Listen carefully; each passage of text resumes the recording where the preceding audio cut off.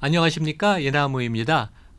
오늘은 우리 며칠 전에 남양유업 우리 상장사에 대한 그 주주 제안을 해주신 차 파트너스의 김형균 본부장님을 모셨습니다. 그래서 제가 이제 항상 우리 구독자 청취자분들한테 우리가 관심이 있는 회사는 뭐 국내사건 외국회사건 그 회사의 제품 서비스를 우리가 한번 확인을 해보자, 경쟁사까지 포함해서. 그래서 이제 제가 요즘 우유를 많이 안 먹는데 제가 동네 슈퍼를 가서 요거를 이렇게 샀습니다. 근데 서울 우유는 찾기가 쉬운데 남양은 우유가 찾기가 어려운 게 회사 제품에 이 로고가 없어요. 그 이유가 지난 한 10여 년 동안 대주주 창업 패밀리가 여러 가지 불미스러운 일들이 있어서 오히려 남양이라는 로고가 찍히면 제품이 안 팔리는지. 그래서 이제 여기 보면 조그맣게 이렇게 남양유업이라는 브랜드가 있어서 참 특이한 현상인데, 이렇게 좋은 제품 소비자들이 좋아하고 되게 여기 맛있는 우유 굿테이스트라는 그 이름이 얘기하듯이 그 남양의 그 우유 유제품들이 상당히 뛰어난데 되게 안타까운 상황이고, 실제 우리 이제 차 파트너스가 그 주주 제안의 그 제목이 전체 주주 가치 제고를 위한 주주 제안. 그래서 이제 누구를 위한 것도 아니고 모든 주주를 위한다는 그런 제목을 했고, 소제목이 또 재미있습니다. M&A 과정에서 소외된 일반 주주의 권리를 회복하는 그러한 소제목을 달아서 상당히 뜻이 깊고 최근에 이제 여러 가지 관심이 많고 활발한 우리 주주 행동주의 펀드 관련된 액티비티의 그 연장선상에서 제품은 의료하고 우리나라에 어떻게 보면 좋은 그 중견기업, 의량기업이었는데 어떤 거버넌스 문제 때문에 그 기업 가치가 많이 파괴가 된 회사에 대한 주주 제안이어서 이번 주 월요일 날 27일 날 발표된 주주 제안을 중심으로 우리 투자가 주주들이 어떠한 내용을 체크해야 되느냐를 살펴보겠습니다. 그래서 오늘 하여간 나와주셔서 감사하고요. 그 차 파트너스 회사, 그러니까 우리 전문가들은 이제 잘 알지만 일반 또 투자가분들은 낯이 익지가 않은데 회사 설명하고 우리 김 본부장님 좀 그 간단하게 본인 백그라운드를 설명해 주시면 우리 이제 오늘 좀 재밌게 얘기를 좀 풀어가겠습니다. 안녕하십니까. 차 파트너스 자산운용에서 주식 운용을 맡고 있는 김형균이라고 합니다. 그 교수님 소개해 주신 것처럼 저희 하우스는 조금 특이한 투자를 하고 있고요. 기본적으로 제가 하고 있는 스페셜 시츄에이션스 부문이라는 곳에서는 행동주의 투자를 메인으로 하고 있고, 그 옆에 부서에서는 PE 투자, 기업 경영권 인수를 하는데 주로 버스 회사들의 경영권을 인수하는 좀 특이한 그런 사업을 또 하고 있습니다. 저희 회사의 모태는 그 2019년에 설립이 됐는데요. 그 전에 맥쿼리에서 이제 PE랑 뭐 이런 업무를 하시던 분들이 나와서 창업한 회사고. 맥쿼리가 이제 호주 그 인프라 네. 많이 하는 회사 말씀하시죠? 네, 맞습니다. 네.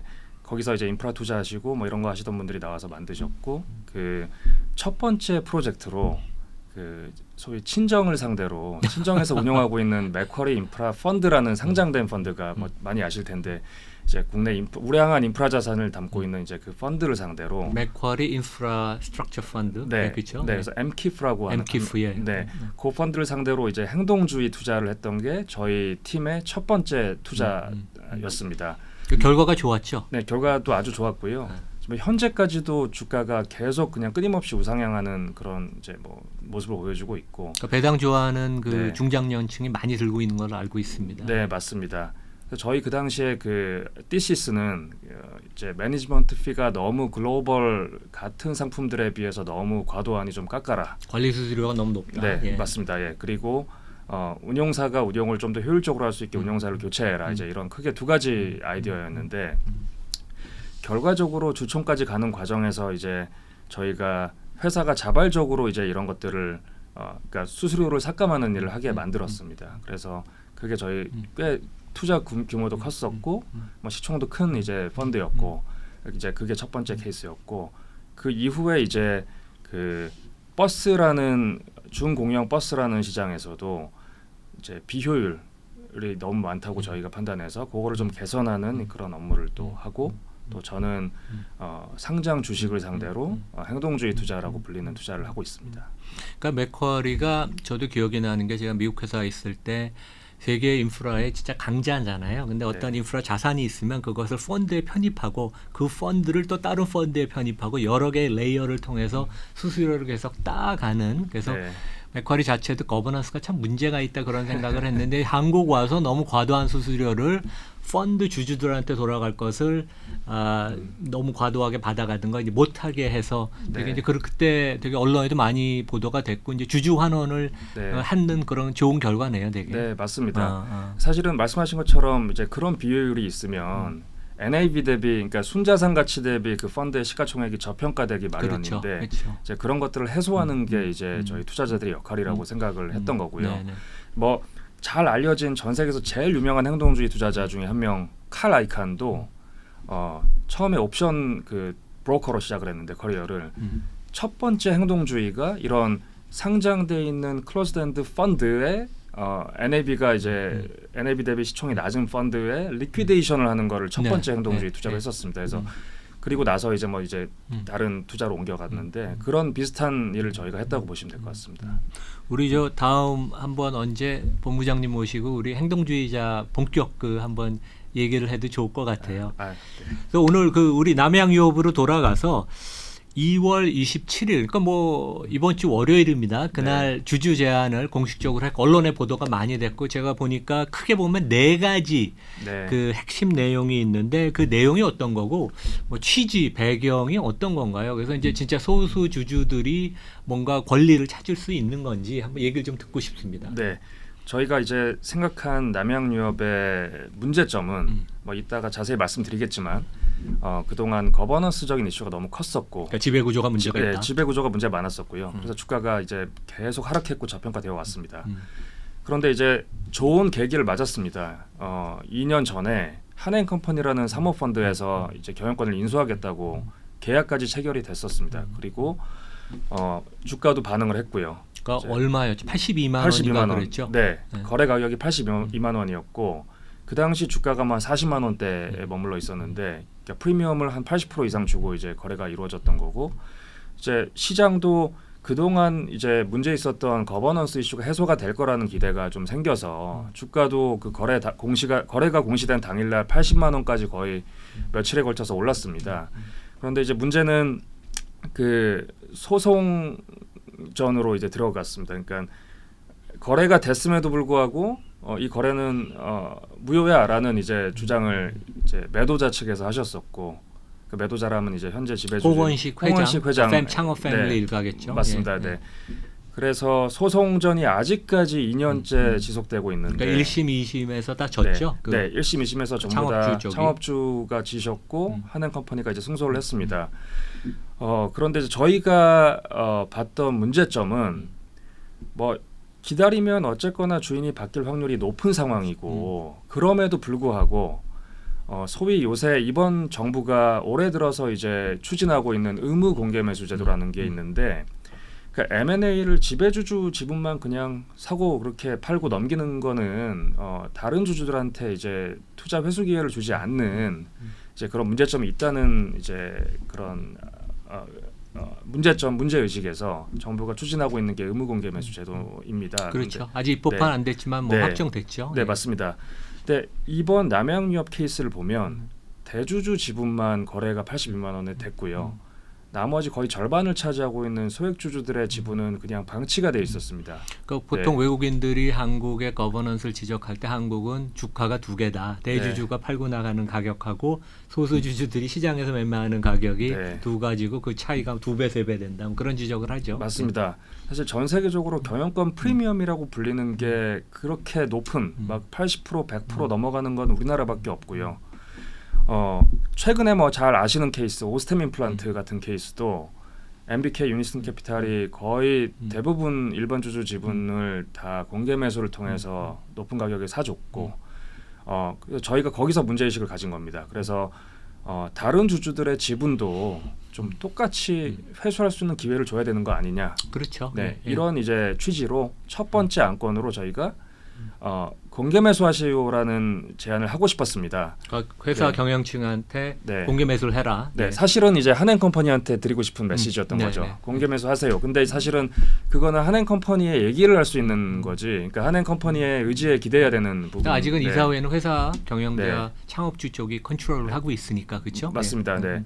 그래서 저희 주주들의 힘으로 직접 할 수 있는 방식이 뭐가 있을까라는 저희가 고민을 했고, 그게 자사주 매입이라는 저희가 이제 생각을 하게 돼서 이번에 자사주 매입 안건을 첫 번째 주주 제안으로 올렸습니다.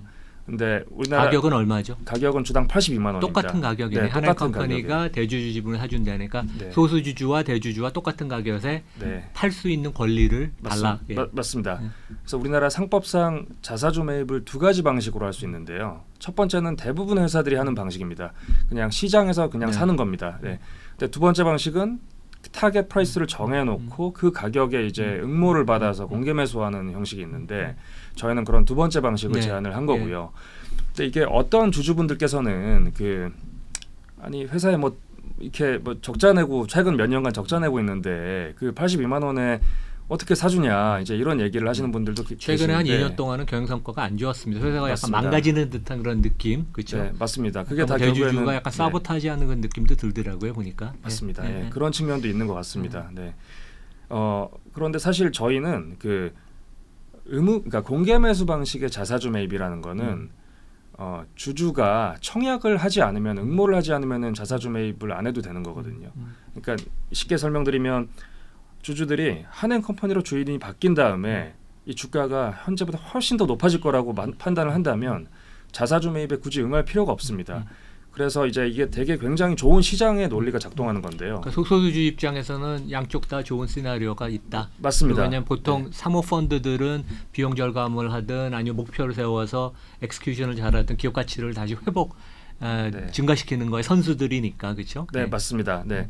그래서 저희의 취지는 단순히 주주들한테 선택권을 주자는 겁니다. 그냥 무조건 이 금액을 자사주 매입하라는 게 아니라 뭐 어쨌거나 청약 결과에 따라 얼마만큼 매입을 할지가 결정되기 때문에 선택권을 주세요. 그래서 뭐 기회비용 감안해서 팔고 나가고 싶어하는 주주들도 있을 수 있으니까 그런 주주분들은 팔고 나가시고 뭐 더 큰 미래를 보는 주주분들은 남아 계십시오. 이제 이런 취지의 주주 제안입니다. 그게 이제 첫 번째고. 네. 첫 번째고 두 번째는 감사 선임 안건인데요.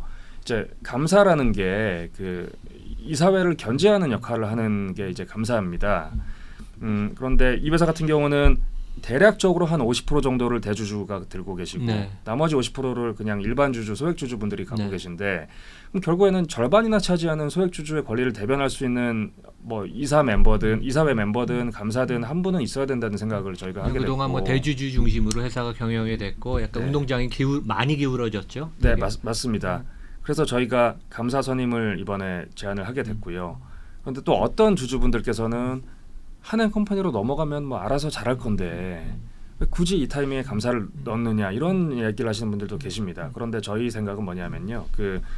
과거에 그런 사모펀드들로 이제 경영권이 넘어갔던 상장사 케이스들을 보면 공개 매수를 통해서 100% 지분을 인수하지 않는 케이스에는 주가가 오히려 많이 빠졌던 케이스도 너무 많이 봤습니다. 저희가. 그렇죠. 네. 그래서 이제 그런 것들을 좀 방지하고, 그러니까 소수 주주들의 권리를 좀 우리가 스스로 보호를 해야 된다. 이런 취지로 저희가 M&A 트랜잭션, 그러니까 M&A 거래가 완료된 이후에도 우리 소액 주주를 대변하는 감사 명은 필요하다.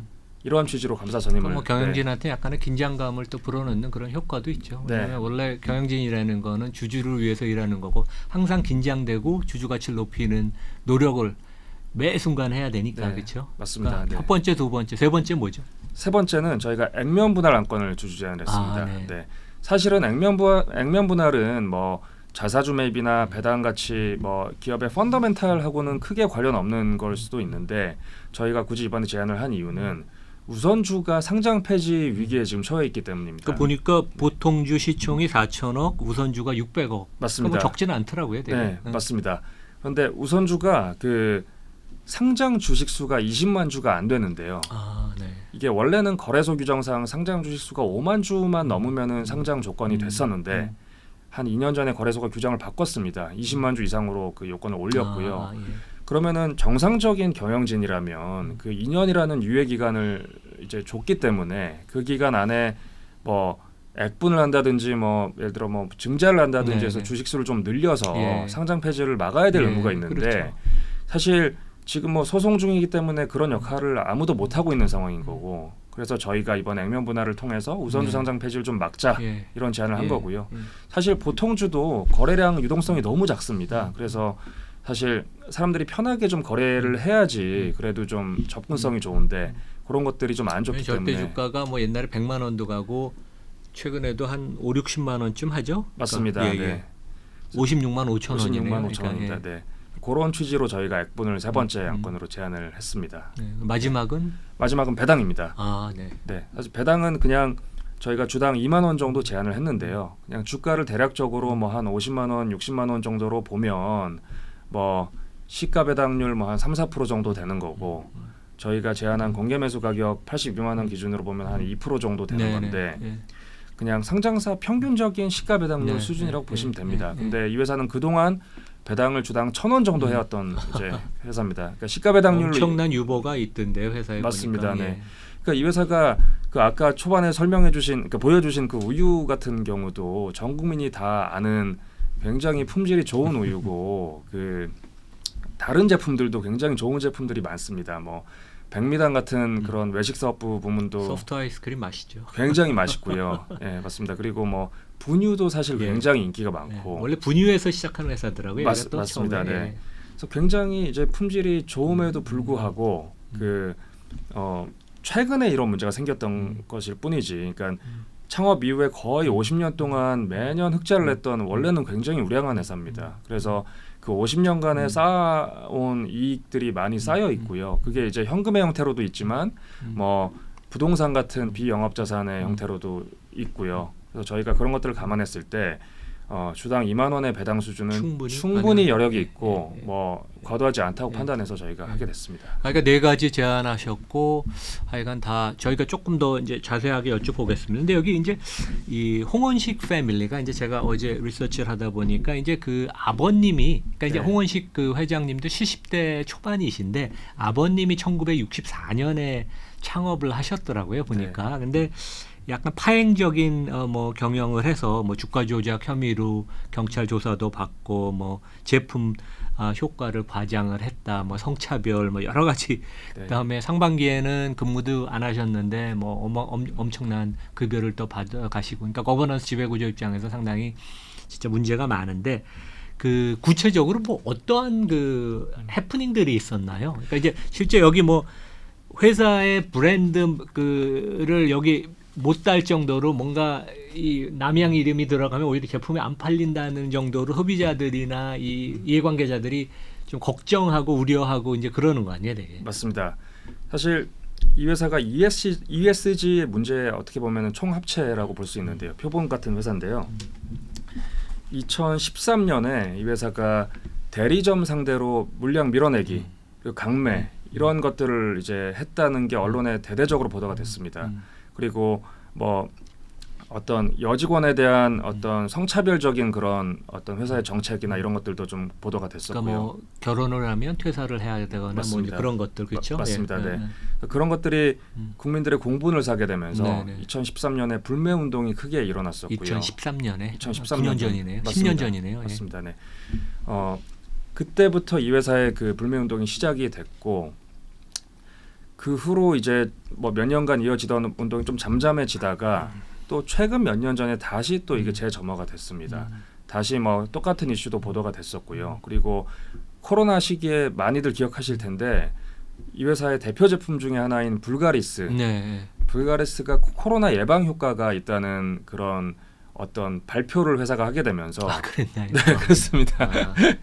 그래서 그게 완전히 허위 사실이었고요. 그렇기 때문에 좀 제재도 많이 받았었고 영업 정지 같은 제재 받았었고 이제 그런 일들이 누적이 되면서 이 회사가 좀 그런 브랜드 가치가 완전히 훼손돼 버린. 그래서 소위 뭐 무슨 어떤 커뮤니티 카페 같은데 이제 온라인 카페를 들어가 보면 남양유업 제품은 사지 맙시다라는 글도 굉장히 여전히 많이 발견할 수 있고요. 제 주변에서도 남양유업 제품은 뭐 안 먹는다고 하는 사람은 굉장히 많습니다. 네. 그러니까 저도 아주 오래간만에 샀습니다. 근데 약간 브랜드 찾느라고 좀 헤맸는데 그러면 네 가지 주주 제안 중에서 뭐 다 채택이 되긴 어렵고 물론 채택되기 위해서 노력을 하시겠지만 가장 가능성이 있는 건 뭔가요? 그러면? 저희가 네 가지 중에 감사 선임의 건은 가장 가능성이 높다고 보고 있습니다. 그거는 그 감사 선임할 때 적용되는 3% 룰이라는 제도 때문인데요. 네네. 그거는 감사는 역할이 이사회를 견제하는 역할을 하는 뭐 게 대표이사 이사회가 네. 견제하는 거죠. 맞습니다. 예. 그렇기 때문에 이사회, 그러니까 전체 주주들의 의결권을 지분을 아무리 많이 들고 있든 관계없이 3%로 제한을 하는 그렇죠. 법이 있습니다. 그래서 예를 들어 홍원식 회장 같은 경우도 지분율이 뭐 50%가 넘어가는데 감사 선임 안건에 대해서만큼은 의결권이 3%로 제한이 됩니다. 그래서 저희도 지분을 3%를 들고 있기 때문에 3% 대 3% 동률에서 시작하는 거고요. 네네. 결국에는 다른 주주들의 표를 누가 더 많이 얻느냐에 이제 싸움이 되는 거고 저희는 뭐 그 부분에 있어서는 저희가 좀 더 유리하지 않나 이렇게 판단을 하고 있습니다. 그러니까 대부분 뭐 그 펀드들이 좋은 명분을 갖고 회사는 뛰어나지만 거버넌스에 문제가 있을 때 감사 선임을 하려고 그러면 대부분 성공을 했습니다. 네. 근데 제가 주주 명부를 보니까 기관 투자가는 아직 뭐 최근에 많이 나갔는지 없고 외국인 지분율도 한 7, 8%, 그다음에 국민연금도 지금 안 들어와 있나요? 국민연금이 지금 안 들어와 있고요. 아. 그 사실은 국민연금이 이 회사 주식을 굉장히 많이 들고 있었습니다. 아, 원래는요? 네, 원래 많이 들고 있었는데 몇 년 전에 국민연금이 남양유업을 중점 관리 대상 기업으로 선정을 하고 배당 많이 해라, 예, 배당 예. 관련 위원회 만들어라, 주주환원 너무 안 한다, 그리고 이사진에 뭐 저기 뭐 그 일 안 하는 분들도 들어가 있다, 이런 문제 제기를 가족분들 네, 많이 했습니다. 그러니까 인게이지먼트를 했네요. 인게이지먼트를 국민연금이 세게 했습니다. 국민연금이. 그런데 그 당시에 그 경영진 분들께서 그런 요구들을 전부 다 거절했고요. 이제 그 후에 국민연금은 아마 나간 것 같습니다. 네. 그러니까 포기하고선. 네, 그런 것 같습니다. 네. 그러면 지금 이제 제가 뭐 마지막에 여쭤보겠지만 지금 나머지 대주주 지분 50 몇 프로랑 자사주 빼면 한 40% 정도가 유통 물량인데 대부분 뭐 거의 개인 투자가분들이 많이 들고 있는 거네요. 되게. 네, 개인 투자자분들이 많이 들고 계시고요. 저희가 주주 명부를 받아봤습니다. 보니까 개인 투자자분들이 많이 계시고요.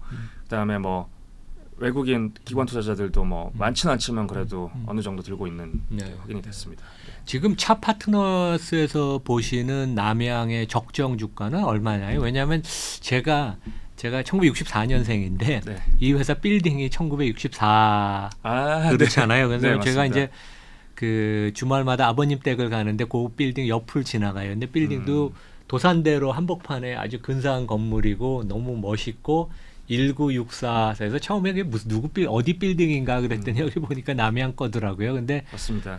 이런 거를 다 뭐 요지에 뭐 한 20몇 층, 30층짜리 건물이니까 가치가 많이 나갈 것 같은데 네. 적정 가치가 얼마 정도 보세요? 네, 저희가 사실은 적정 주가라는 거를 그냥 좀 구체적으로 말씀드리는 건 약간 조심스럽긴 한데 그렇죠. 예, 예. 러프하게 좀 말씀을 뭐 논리라도 네, 논리를 말씀드리면 일단은 그냥 단순히 그냥 순자산 가치 계산을 저희가 한번 해봤습니다. 네.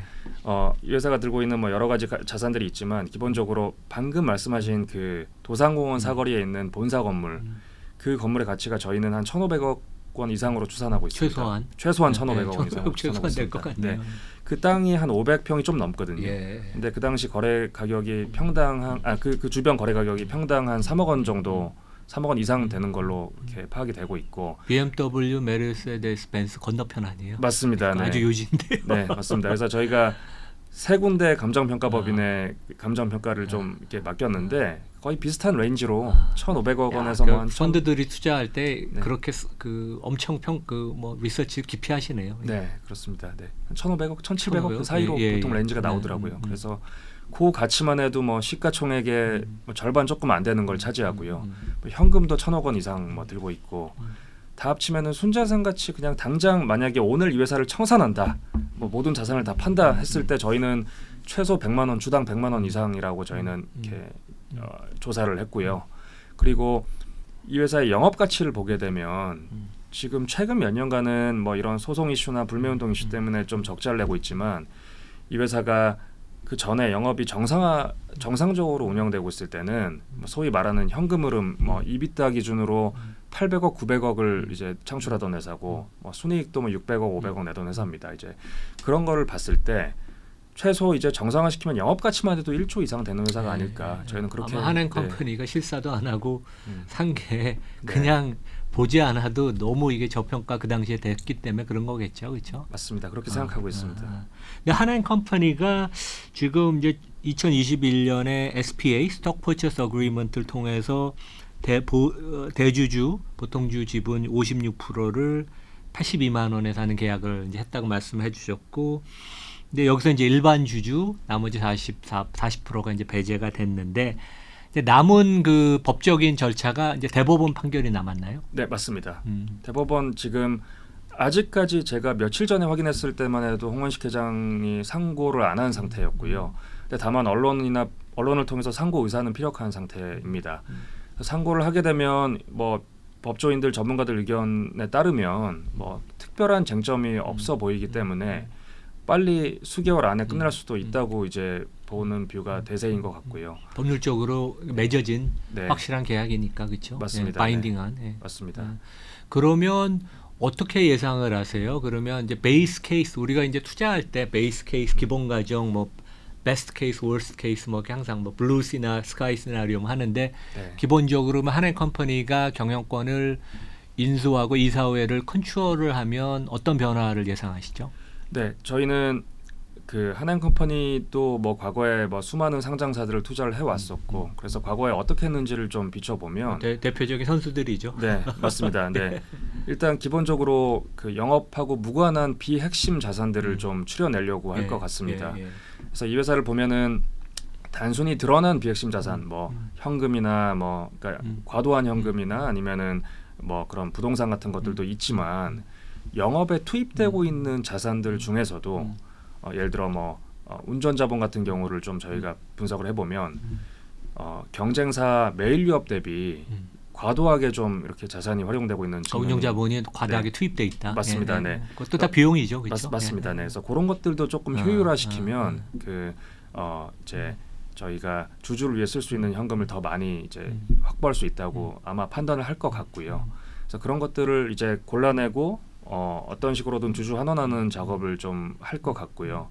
그리고 그 외에는 뭐 전형적인 운영 효율화, 그냥 뭐 운영이 좀 뭐 잘 비효율적으로 운영되고 있는 부분, 비즈니스를 정상화시키려고 그러게. 맞습니다. 네, 그런 부분들을 아마 하지 않을까 싶습니다. 네, 지금 주가는 보니까 뭐 몇 년 전에 100만 원 갔다가 30만 원까지 빠졌다가 그 코로나 한참 심할 때 이제 최근 한 56만 원으로 회복됐는데 이제 그런 면에 있어서는 또 긍정적인 업사이드도 있겠네요. 네, 그러면 이번에 이제 차 파트너스가 제안하신 그 주주 제안이 이제 그 주총에 이제 올라온다면 작년 말 기준으로 주주들은 이제 보팅을 네. 그 투표를 할 수 있는 거죠. 네, 그러면 맞습니다. 어떻게 하면 되나요? 그러니까 이분들이 가령 차 파트너스의 주주 제안을 찬성을 하고 싶으면 네.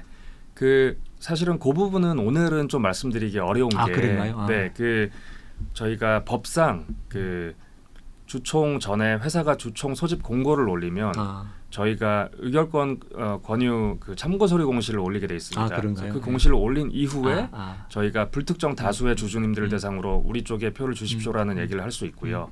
그래서 오늘은 뭐 저희한테 어떤 식으로 위임을 해주실 수 있는지에 대한 얘기는 사실 법상 약간 금지되어 있는 내용이라 그러니까 뭐 그런 거는 얘기하시면 네, 그렇게 말씀드리긴 좀 힘들 것 같고 다만 저희가 지금 저희의 캠페인, 뭐 프레젠테이션이나 주주 서한이나 이런 것들을 올려놓은 웹사이트가 있습니다. 홈페이지요? 네, 저희 회사 홈페이지에도 올라와 있고요. 그리고 비사이드라고 그 주주 전자위임을 하는 그런 플랫폼이 있습니다. 그래서 비사이드 검색해 보시면 나올 텐데 거기도 저희 제안들이 BSIDE 맞습니다. 그렇죠? BSIDE.AI AI. 네, 이렇게 주소가 있습니다. AI가 요즘 인기가 있는 인공지능 AI가 거기도 들어가네요. 근데 하여간 네. 지금 뭐 정확하게 얘기할 수 있는 건 아무것도 없고 네. 대신 다양한 그 자료, 주주 제안이나 그 뭐 그 배경이 되는 그 리서치 이런 것들이 회사 차 파트너스 홈페이지나 비사이드에 가면 있다. 네. 예, 그런 말씀이죠. 예. 아이고 뭐 하여간 오늘 저 너무 감사하고요. 저 대한민국 자본시장이 그동안 비효율적이고 되게 약간 운동장이 기울어졌는데 우리 차 파트너스의 김 본부장님 같은 분들이 이렇게 열심히 해주시니까 조금이라도 평평하게 갈 수 있는 것 같고 마지막으로 뭐 저희 여기 그 촬영 끝나기 전에 한마디 뭐 우리 구독자 청취자분들한테 한마디 해주시죠. 네, 알겠습니다. 그 최근에 주주 행동주의라는 게 한국 증시의 키워드가 된 것 같습니다. 뭐 저희도 하고 있지만은 뭐 저희 동료 회사인 뭐 온라인 파트너스나 여기 뭐 이창환 프로, 뭐 네. 강성부 프로 다 몇 번씩 맞습니다. 나왔습니다. 네, 다들 열심히 해주고 계신데 네. 저희는 이런 바람이 굉장히 긍정적인 바람이라고 보고 있고요. 그동안 소위 코리아 디스카운트라고 불리는 게 너무 오랫동안 지속돼 왔다고 생각합니다. 이게 결국에는 다른 나라 사례를 보게 되면 뭐 미국이든 뭐 일본이든 다 이미 몇십 년 전에 거쳐간 그렇죠. 과정이고요. 예. 저희도 이제 그런 과정의 시작점에 서 있다 이렇게 판단을 하고 있습니다. 그래서 저희가 이런 주주 활동을 열심히 앞으로도 할 거고요.